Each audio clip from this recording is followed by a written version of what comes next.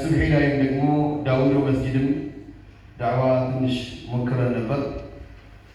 ለዚህ ጀማዓ የምናገረው ሁል ቀን ቁርአን የምትቀሩት ስለሆነ አሁን የገንዘብ ማውጣትና የኸይር ስራ የመስራት ጉዳይ ስለሆነ እስኪ መጀመሪያ ኸይር ስራ የምናስቀድመው ሞትን ስናስታውስ ብቻ። የሰው ልጅ ሞትን የሚያስታውስ ከሆነ ሶስት ጥቅም ይኖረዋል። አንደኛው ሞትን እንዴት እያስታወሰ እንዴት ጥቅም ይኖረዋል እንዳትል ጥቅም አለው። ሞትን የሚያስታውስ ሰው አንደኛው ኸይር ስራ አይጠግብም። ዝም ብሎ ሞትን የሚያስታውስ ሰው ኸይር ስራ አይጠግብም። ትላንት ቀራው፣ ትላንት ጾምኩኝ፣ ትላንት ሐጅ አደረግኩኝ፣ ትላንትና ዒባዳ አደረግኩኝ፣ ትላንት መስጂድ ሰራው፣ ትላንት ኸይር ሰራው አይልም። መቼ እንደሚቆም ስለማያውቅ ይታደፋል። መቼ እንደሚቆም ከዚህ እንውጣ፣ እንሂድ፣ እንደር፣ ምሳ ስንበላ እንሞታለን፣ አስር ላይ እንላለን አናውቅም። ይህን የሚያስታውስ ሰው ኸይር ስራ አይጠግብም። የመጀመሪያው ነገር ይሄ ነው። ሁለተኛው ሞትን ሁላችንም ሞትን አውቀናል ልንል እንችላለን። አዎ አውቀናል፣ ግን ያወቅነው አመለካከታችን የተለየ ነው። እድር ገብተናል፣ ድንኳን የተለያዩ ቦታዎችን ተመርተናል፣ የመቃብር ቦታ ይዘናል። እድር የሌለው ሰው እንልቀዋለን። አካፋ ዶማ ድንኳን ላለው ሰው ነው። ለአንተ ግን እዛ ምን አዘጋጅተሃል ነው የረሳ ነው። የሰው ልጅ አረቦች በግመል ነው የሚሄዱት፣ ግመል ነው የሚበሉት፣ ግመል ነው የሚሳፈሩት። ጠዋት ማታ ሲገቡ ሲወጡ የሚያዩት ግመል ነው።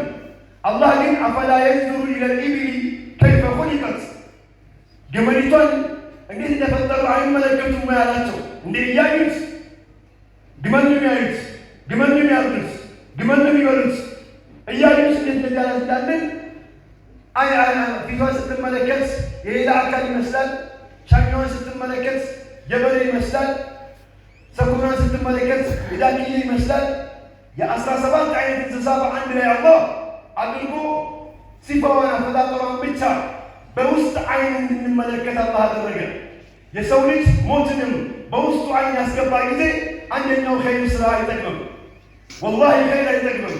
ቁርአን ቀራው፣ ትላንት ሰገድኩ፣ ትላንት ኢባዳ አደረግኩኝ፣ ትላንት አከተምኩኝ አይልም። መቼ እንደሚያቋርጥ ስለሚያውቅ ይደነግጣል። ሁለተኛው ሞትን የሚያስታውስ ሰው የሚጠቅመው ምንድን ነው?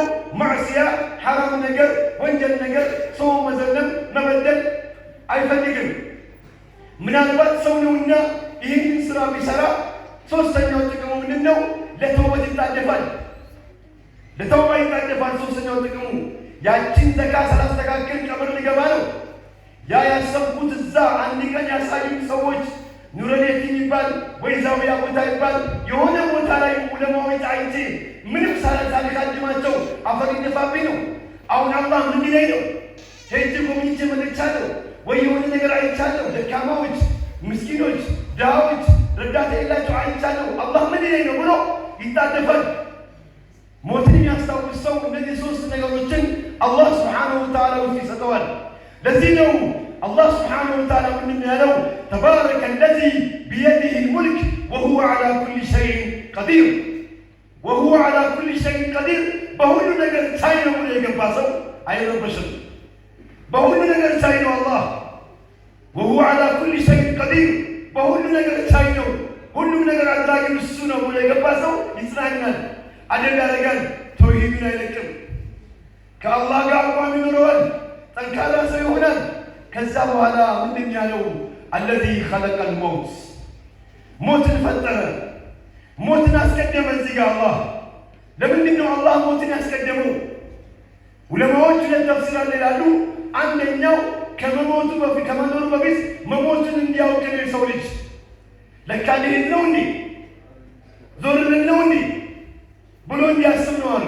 ሁለተኛው ሞትን አላህ ያስቀደመው ይሄ ሐያት አይባልምና ሐያት ሰርመድያ ዘላለም ዓለም የሚኬድበት ሐያት አኺራ።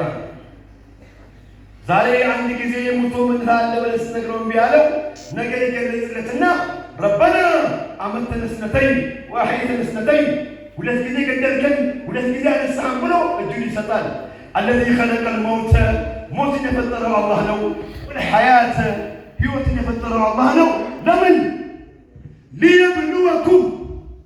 ليبلوكم أيكم أحسن عملا ቅድም ያነሳነው ቋንቋ መስጂድ ሰው ሸሸ ቁርአን አይመጣም ወይንም ይመጣል እንደዚህ ያንተን ከሆነ ليبلوكم أيكم أحسن عملا አንተ ቃዲ በፍርድ ኸይረኛ ነህ አንተ ሙፍቲ በዚህ አላህ በሰጠህ ነገር ጥሩ ነህ አንተ መንግስት በዚህ ጥሩ ነህ አንተ ሐኪም በዚህ ጥሩ ነህ አንተ አስተማሪ በዚህ ጥሩ ነህ አንተ ነጋዴ በዚህ ጥሩ ነህ ليبلوكم ያው አልሐምዱሊላህ እዚህ መሰላል እንግዲህ ያው መጀመሪያ ላይ ከመጀመሪያ ነው ጀምረው አልሐምዱሊላህ ባለቤቴ ካረፈ ጀምሮ በጣም ነበር ማስበው የሚጨናነቀው ረዳት የለኝም ማንም የለኝም ይሄ ምንድን ነው ማለት ነው እያልኩ በጣም ነበር የሚሰማኝ በጣም ነበር መንገላታው እንዲህ አለ ነው ምንም ማድረግ አልችልም ልጅ እንዴት ነው ብዬ ነበር የሚጨንቀኝ አልሐምዱሊላህ ኑረቱን ታገኝ ጀምሮ አሁን አልሐምዱሊላህ ወላሂ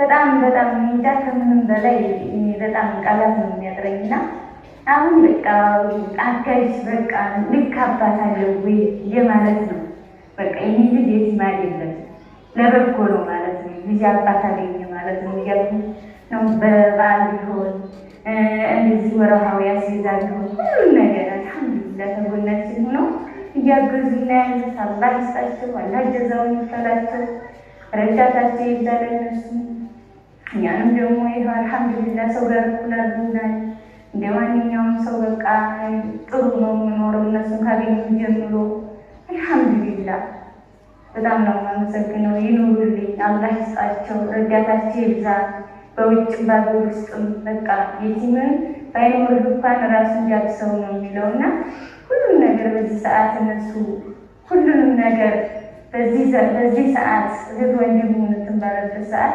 እነሱን አባት ከጎኔ አጋዥ አይዟችሁ በይ ማግኘቴ በጣም ነው ደስ የሚለኝ በጣም ነው የማመሰግነው ሁላችሁም ደግሞ እንደኔ ያለው እርዱ እዘኑ ወገን ለወገን ነው በቃ እንዲህ አይነቱን ነው የሚታገዘው ትንሽ ካላደገ ትልቅ አይሆንም እና ምን ወዲያ ተራራ እንደነሱ አይነት ማገዝ ነው የሚፈልገውና እገዟቸው እርዷቸው በአገር ውስጥም በውጭም ያላችሁ ማንም የለንም እና ሁላችንም እንረዳዳ ነው የምለው እሺ ሰላም አለይኩም ወራህመቱላሂ ወበረካቱሁ ዚነት አወል እባላለሁ ያስማና ጀናሰን እናት ነኝ ወላሂ ልገልጻችሁ ደግሞ አይዛችሁ ማለት ታወናችሁ መቆማችሁ ራሱ ትልቅ ነገር ነው ምክንያቱም ብዙ ቦታ ላይ ዘመድ ራሱ በተደጋጋሚ የማይጠይቀን ሰዎች ነን እና እንኳን እናንተ ተዘመድ ተወንድም ተህትም በቃ ከዛም በላይ ናችሁና የእናንተ ልገልጽ አልችልም ስለኑሮ ብናስበው አናስብም ነው አላህ ሁሉ በቃ ሰዎችን የሚያሳድገው አላህ ነው ብለን ላላህ ተተለው ነው ብናስበው ከባድ ነው አንደኛ የቤት ልጅ ከባድ ነው ሁለተኛ ኑሮ የምታወቅ ነው ያው ደግሞ ዝመላው ይችላል ማለት ግን ላላህ ተተለው ቃላህ ነው አስለማረክ በቃ ዙራ አላምጥ ይዘናል አልሐምዱሊላህ ወደታችን ተወናችሁ ቆመዋል እና ወደ ትምህርት ቤት ይሄኛል በቃ ከፍያው ይሄኛል ቁማላ ተሽበራይ ማለት እና ከፍያ ትምህርት ቤት ያንን ነገር ያው መቼም እንደምን መንግስት በሚያው ለምን ብለን ነው እንጂ ያው እናስተምራቸዋለን ብለን አለ እና አንደኛ ደግሞ ቤት አለ በቃ ያው ለስንቱ ፋን እንዳደረው አላህ ታዲግኝ እንደርሰሙ ስራ ሰርቷል አይደለም የምትቆጣው አሉት እኔ እኮ ገንዘብ ስታስነይቱ ስንት አትስት የሚል ሸይጣን ይመጣል ሲያል ስንት የሚለው ሰመቶ አትስት የሚለው ሳይመጣ በፊት እንድትወስድ ነው ብዙ ሰጥተዋል አሁንም እዛ አጣፉት ሰው ካለ ዛፍ የሚል ላይ ተጠብቀህ ጻፍ አድርጋብስ አብሽር ለልጆች ከነብዩ ጎረቤት ለመሆን ብላ አስበህ ትንሽም እንኳን ብትሆን የቲሞች ጋር መጥቶ ትልቅ ነው የሚሆነው አብደላህ ዑመር ሙስጠፋ 100,000 ብር መዝጋቢዎች ቁጥራን ጻፉ አብደላህ ዑመር ሙስጠፋ 100,000 ብር አላህ ይቀበለው አላህ ይቀበለው አላህ ይቀበለው ቅድም 300,000 300,000 100,000 ስንት ሆነ? ለመደመር ማቃታችሁ 700,000